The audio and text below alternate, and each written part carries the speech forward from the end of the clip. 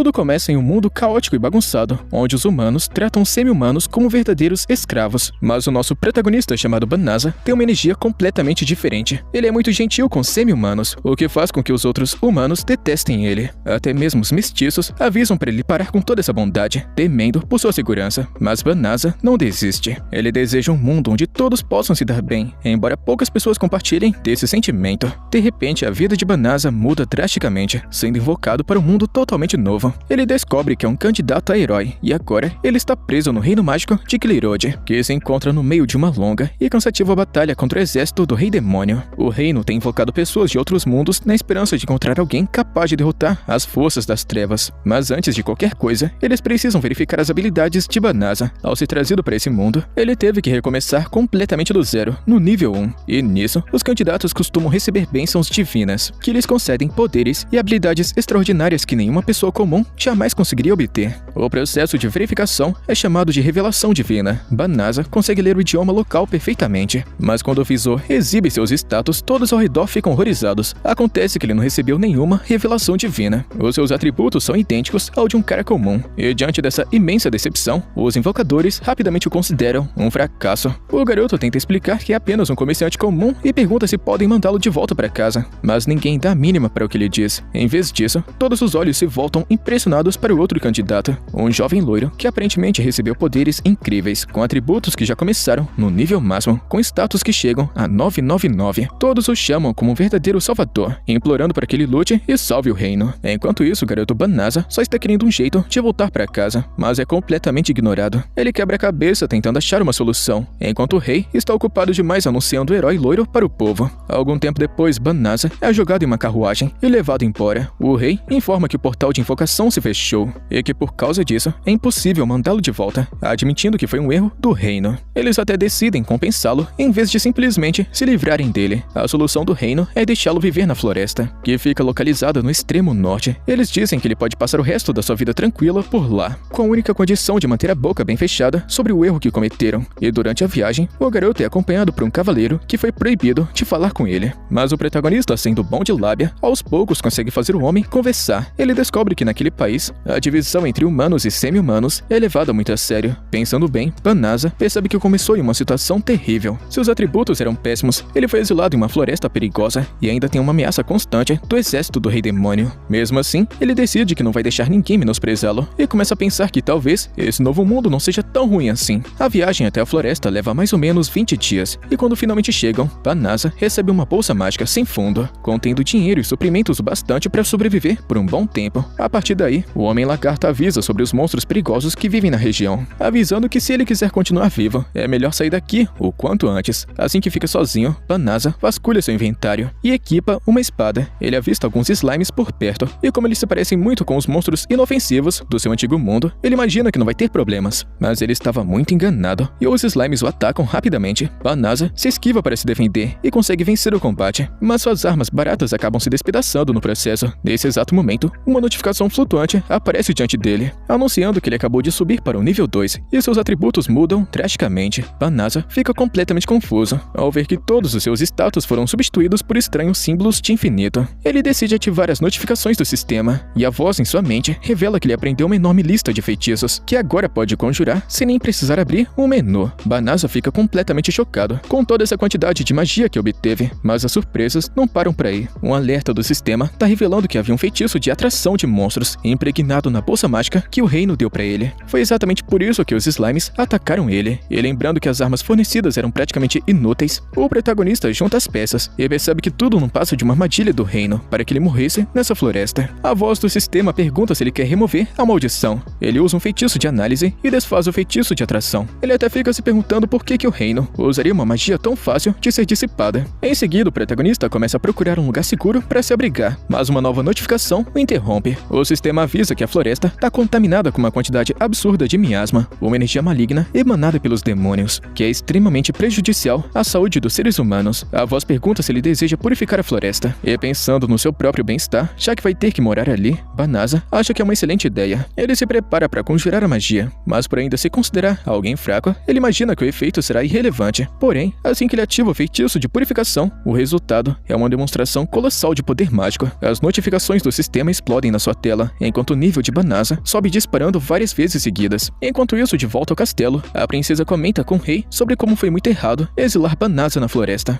assumindo que o erro da invocação foi culpa do próprio reino. E para piorar toda a situação, boatos estão falando que o exército do rei demônio estabeleceu uma linha de frente bem nas profundezas daquela floresta. Mas o rei não dá a mínima, ele descarta Banasa como se fosse lixo, afirmando que ele não era digno de ser o herói deles. No entanto, do nada, o castelo recebe um relatório urgente. Alguém acabou de invocar a magia sagrada de purificação mais poderosa já registrada na história. O rei fica impressionado e rapidamente pensa que foi aquele herói loiro que aprendeu essa magia de altíssimo nível, mas ele logo descobre que estava errado. O herói de cabelos dourados havia partido na direção sul, enquanto a grande magia de purificação aconteceu justamente na floresta ao norte. Enquanto isso, nosso protagonista está bem tranquilo, percebendo que seu nível subiu absurdamente, chegando diretamente ao nível 367, mesmo sem ter derrotado nenhum monstro em batalha. Banasa então pensa que nesse mundo é possível subir de nível apenas utilizando magia, mas tem uma coisa que continua batendo na sua cabeça. Aquele estranho símbolo de infinito ainda permanece brilhando ao lado de todos os seus atributos. Como é muita informação para processar de uma vez, Banasa decide silenciar os avisos sonoros de subida de nível. Ao verificar suas reservas de energia mágica, ele nota que elas se regeneram completamente em questão de segundos. E não querendo se gabar, ele pensa de forma humilde que a sua capacidade mágica original devia ser muito baixa e que o perigo ainda é real. A sua magia purificou a floresta, mas ele ainda continua proibido de viver na capital como um cidadão comum.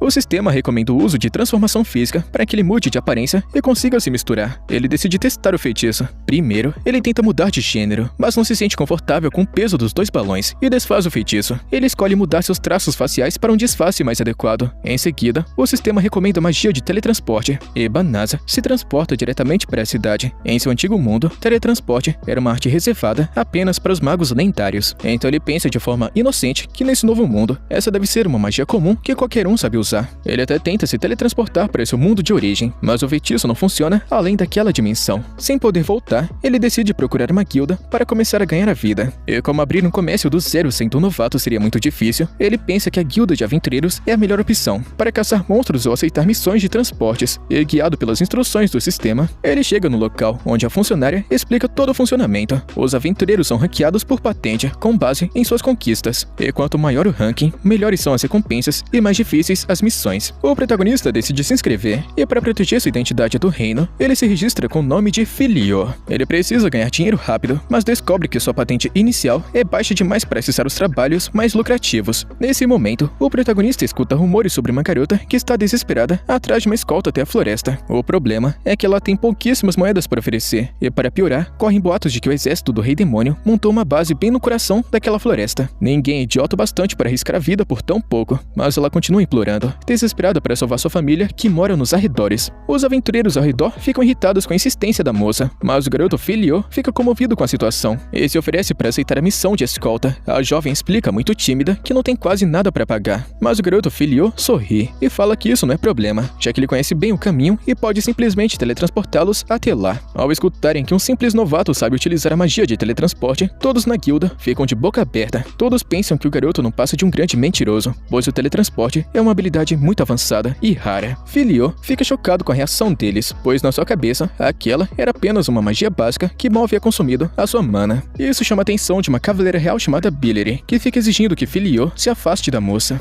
Ela declara com firmeza que esse moleque não tem a postura de um feiticeiro de alto nível capaz de invocar um feitiço tão complexo, o que a faz suspeitar das suas reais intenções. A sua equipe de cavaleiras compartilha do mesmo pensamento, acusando o rapaz de planejar algo criminoso, e percebendo que a situação está fugindo do controle e que ele não pode levantar suspeitas com o reino, Filio decide calar as dúvidas, se oferecendo para levar Billery e suas subordinadas junto com eles. Eles se encontram em um local reservado, e seguindo o aviso grosseiro de Billery para não tentar nenhuma gracinha, Filio transporta todo mundo em um piscar de olhos, deixando todas elas completamente chocadas. No instalar de dedos, Filio transporta o grupo diretamente para os arredores da floresta. E surpresos com a distância percorrida, as cavaleiras começam a se perguntar se ele não era na verdade um mago poderoso disfarçado, pertencente aos altos escalões, mas Filio diz que não, insistindo que é apenas um aventureiro novato que conhece um pouquinho de magia. Envergonhadas, todas se desculpam por terem duvidado dele, e Filio respira aliviado por afastar tantas desconfianças. De repente, a garotinha que estava querendo a missão de escolta nota algo estranho.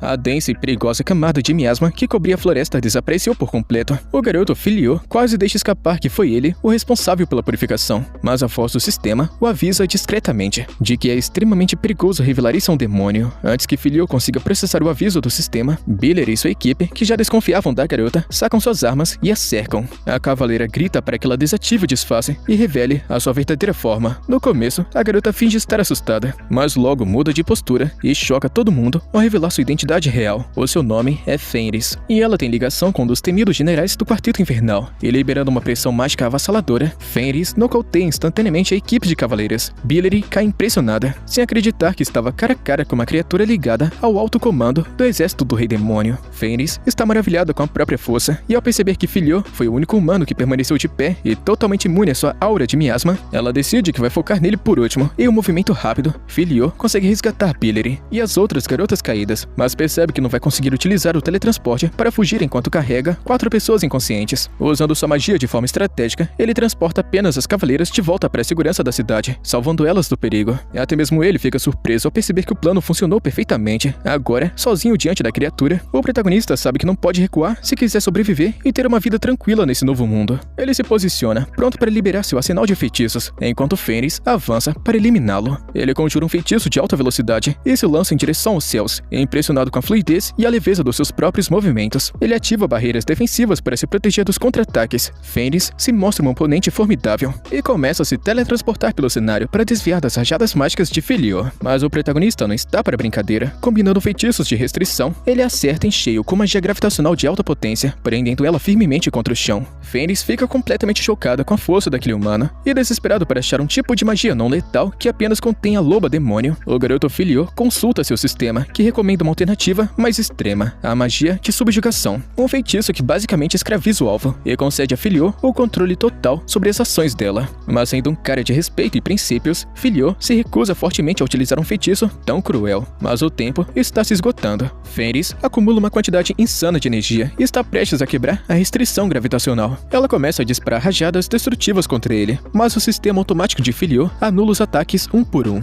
E sabendo que é questão de tempo até ela se libertar por completo, o sistema continua pressionando Filho para aceitar a subjugação. No entanto, ele fica contra essa ideia, motivado a não trazer a corrupção e os abusos da tirania humana para sua nova vida. Então, do nada, Fenris confessa que não tem mais energia mágica para quebrar a restrição, e completamente rendida, diz a Filho para acabar logo com sua vida. Para a surpresa da criatura, o protagonista se recusa, explicando muito calmo que sequer gosta de lutar. Ela fica chocada quando ele desfaz o feitiço e a liberta. Ela argumenta que é uma guerreira da raça dos demônios, nascida para o conflito eterno contra a humanidade, mas Filho deixa claro que não se importa se ela é humana ou um demônio. Ele simplesmente não tira a vida de alguém que já se rendeu. E impressionada com tamanha compaixão, Fenris desativa sua forma de besta e se transforma de volta em sua aparência humana. O garoto Filho se oferece para deixá-la ir embora em paz, mas antes ela promete que em gratidão nunca mais vai causar problemas aos humanos. O garoto começa a vasculhar sua bolsa mágica em busca de roupas limpas para ela, mas Fenris, completamente exausta pelo uso massivo de energia, acaba adormecendo ali mesmo. Naquela noite, enquanto ela descansa, o protagonista aproveita para analisar a gigantesca lista de feitiços que possui, interessado sobre o porquê da sua magia ser tão avassaladora e por que as pessoas daquele mundo acham tão inacreditável o uso de um simples transporte. Fenris acorda muito curiosa, tentando entender como perdeu o combate mesmo possuindo uma gigantesca resistência mágica. É quando ela percebe que o protagonista cuidou dela e curou todas as suas feridas enquanto ela estava inconsciente. Ela sabe muito bem que qualquer outra pessoa teria se aproveitado da situação para eliminá-la. Se fosse contra os soldados do reino, ela teria sido morta sem piedade, mas Filho agiu de forma completamente diferente. E emocionada por esse poder insano e por sua bondade, ela decide reconhecê-lo como seu legítimo mestre, jurando dedicar o resto dos seus dias para retribuir toda essa bondade. Filho tenta dizer que não precisa de nada disso, mas ela fica insistindo sem parar, se oferecendo até mesmo para ser seu escudo. E como ele recusa a ideia de escravizar alguém, Fenris entra em desespero, afirmando que se não pode servi-lo, então a sua vida perderá o sentido. Diante de tamanha insistência e para acalmá-la, o garoto finalmente aceita e permite que ela o acompanhe. Confiando nela, ele decide abrir o jogo e revelar toda a verdade sobre seu passado. Ele conta como foi invocado por engano e descartado pelo rei, por não apresentar nenhuma habilidade especial na revelação divina. Em seguida, ele desfaz a metamorfose, mostrando sua verdadeira aparência e confessando que não tem a menor ideia do que fazer a partir de agora. O garoto até avisa que ela com certeza vai se arrepender de seguir um herói fracassado, mas Fenris explica que os membros da sua raça, os lupinos, vivem unicamente em prol daquele que escolheram como mestre, não importando quem ele seja ou de onde ele veio. Ela jura lealdade eterna e o garoto aceita o juramento. Isso faz a mulher lobo ficar completamente radiante de felicidade.